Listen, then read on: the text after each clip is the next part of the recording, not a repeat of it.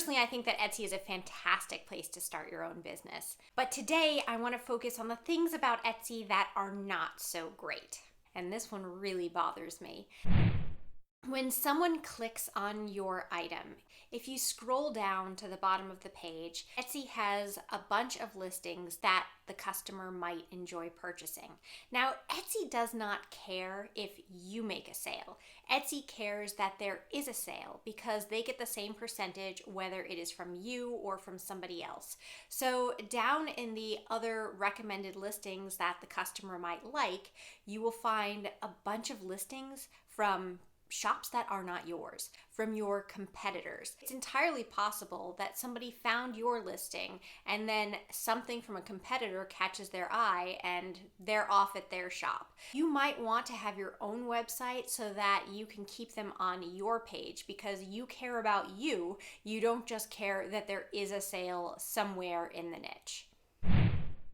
You're really at the whim of Etsy. If they don't like a listing, if they feel like you've listed something that is against their rules of service, then they can shut you down, they can pull your listing. Something that you have built that you feel ownership over could disappear really quickly. There's a lot of time involved in my listings. I am a handmade artist. And so I decided that I wanted to try doing some print-on-demand things. But I decided that I didn't want to put it in my Etsy shop that was established. I wanted to open a second shop. So I did so. I put my first listing up. The entire shop was shut down. That's just kind of what Etsy does these days. You open a shop, you start to list things, and it's pretty much par for the course that your shop is going to get shut down and then you have to reach out to customer service. That in itself is an irritation. You can be perfectly legitimate. You may have even made a sale and you can't even get into your shop. They're Etsy's customers when they buy from you. They are not specifically your customers. So Etsy has rules about reaching out to people even after they have purchased from you and kind of how you're allowed to deal with customers. If you have your own website, then of course it's an entirely different story. Things have gotten a lot better since AWeber has become integrated with Etsy, and I will have my affiliate link down in the description below if you want to check out AWeber.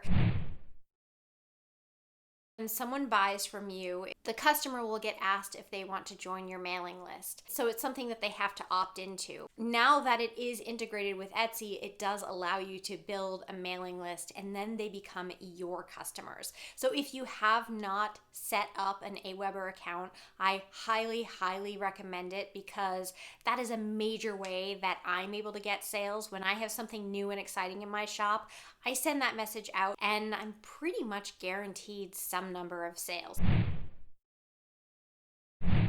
When people shop on Etsy, they think of it as Etsy. They don't think of it as individual shops. If one of your customers purchases a shirt from you and is walking around and someone says, "Oh, I really like that shirt that you're wearing. Where did you get it?" They'll say, "Thank you. I got it on Etsy." If you have your own website, then there's this identity that you can create that you just can't seem to create with Etsy. Honestly, when somebody asks me what I do for a living, I have to stop and think because there's this temptation to say, I have an Etsy shop.